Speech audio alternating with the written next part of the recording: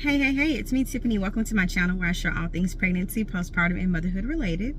I am a certified birth and postpartum doula, so that means I support women and their families on their journey from conception to postpartum.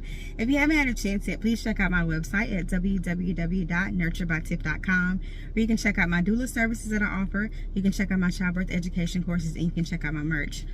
So today's story I'm going to share with you all comes from my hometown here in Memphis, Tennessee. Very tragic and sad story where a family lost all 4 of their babies in an unfortunate house fire. So I'm going to share the clip with you, and I'm going to come back and we'll talk about it. Continue to pray for them and the first responders who made the scene, because this was a tough scene to see 4 children lose their lives. It is an unspeakable tragedy for one South Memphis family tonight. An apartment fire killing 4 children, and we have learned just a couple of hours ago that Memphis Fire did confirm the cause of that blaze was accidental. Good evening to you. I'm Joy Redmond. I'm Joe Birch. Action News 5's Bria Bolden joins us now live in studio with more on this heartbreaking story. Bria? Heartbreaking it is. The fire causing $42,000 worth of damage, according to MFD tonight, in the loss of 4 precious lives, unimaginable. A family never whole again after 4 children lost their lives in an apartment fire on Alston Street in South Memphis, all of them under the age of 6. My daughter called me earlier. I was over my mom's house visiting her, and she just called me all of a sudden and said, "Daddy, my kids, all of them died." Memphis Fire says the blaze was caused by rigged wiring inside the family's apartment. The fire began between the kitchen and one of the bedrooms inside the family's home. Investigators say the children were home alone. This is just a tragic situation, and we're thankful for the firefighters who ran in to try to save the children and worked diligently to try to save their lives. Memphis police say the father of the children is detained. Family members heartbroken after lives taken before they began. They were some little kids, and they're going to be missed by all of us. And I know especially by my daughter. So no charges have been filed against the children's father at this time. Memphis Fire says they will be going out to the neighborhood tomorrow morning to make sure neighbors have a working smoke detector. They could not say whether or not the apartment that caught on fire today had one. Reporting in studio, Bria Bolden. So that was the story, and that's what happened. This happened about maybe 3 or 4 days ago, and there was still like so many unanswered questions, which there still are a lot of unanswered questions and things that people are trying to figure out. Number one, these babies were all under the age of 6. I think they were from the ages from 2 to 6 maybe. They were at home alone the time that the fire broke out, okay? I know that the father was detained, and he was later let go, and no charges were filed against him. It was later said that the reason why he was not in the house was because he was like down the street somewhere talking to the landlord about something. But my question is, because it's like by the time he made it back to the house, like the fire was so far out of control that there was nothing he could do. He was like running down the street trying to get people to help, and there was this man that tried to help, and it was so sad when he said that, you know, he was trying to get his pressure washer machine or the fire extinguisher or whatever, and he heard crying before, and then when he went back he no longer heard crying, and that made my heart stop. But my question is, if you're down the street having a conversation, you know what I'm saying, you left all these kids in the house by themselves, like how long were you gone out of the house? And then it was a result of faulty wiring. So it was later found out that that house had no electricity, I think since like April sometime. And I'm assuming, I could be wrong, but I feel like I might be right, that they had decided to create some type of bootleg electricity. And this is the result of what happened.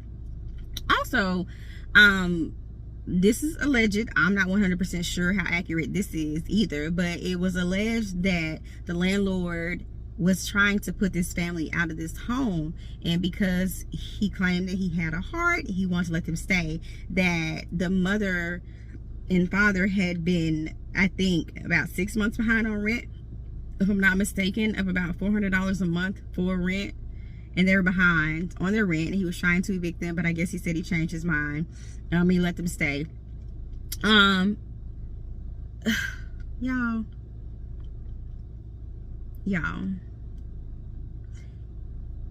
it's a tragedy, you know what I'm saying, within itself that these babies were home alone. You know, even if the father did step outside to have a conversation, I don't feel like he should have been gone that long in order for a fire to break out and just like spread, you know what I'm saying, like to the point where you can't even get in to get your kids. Like, I just don't know how long he was gone, you know. I hate that this happened. This woman lost all 4 of her children. They said that she was out like running errands and stuff like that, and the father was supposed to be at home watching them. Things can happen within the blink of an eye. You know what I'm saying? You can't. Things happen so fast, and you have to. You got to be careful. You got to be careful with your babies. You know, you can't leave your babies unattended. You know what I'm saying? It just, stuff is just crazy. And I hate that they were taken out like this. I hate that they were taken out like this. It took, I think they said, about 50 firefighters to get to the scene and try to get the fire and everything under control. And by the time they made it into the apartment, they found the babies, you know, in a back room. And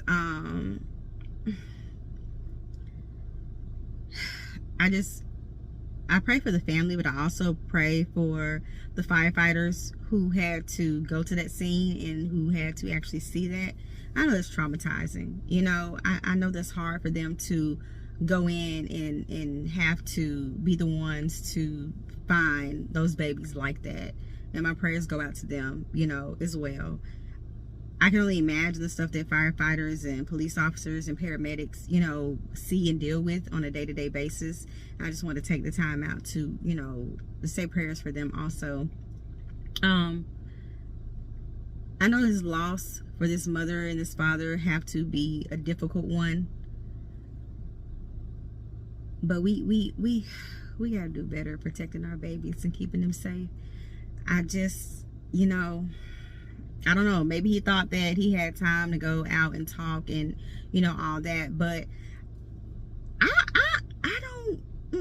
don't go outside and leave my girls, you know what I'm saying, my younger ones, you know what I'm saying, unattended. My 2, well, she's 3 now, but my 3 and my 6-year-old, I don't just go and step out and be like, you know, go have full-on conversations or whatever. If I can't take them with me, or there's no one of age that's able to, you know, be with them or be around, you know, them, I don't leave them by themselves. Like, I'm just trying to wrap my mind around that one. You know, I'm just trying to wrap my mind around that one. But that story broke my heart. The story came out actually on my birthday on May 31st, I believe, and I just couldn't even. Innocent babies, you know. But I just want to get on here and share that with you all really quickly. Y'all, hope we figure out a way to do better by our kids. You know, take care of them, keep them safe. As always, like, comment, subscribe, and I'll catch you on the next one.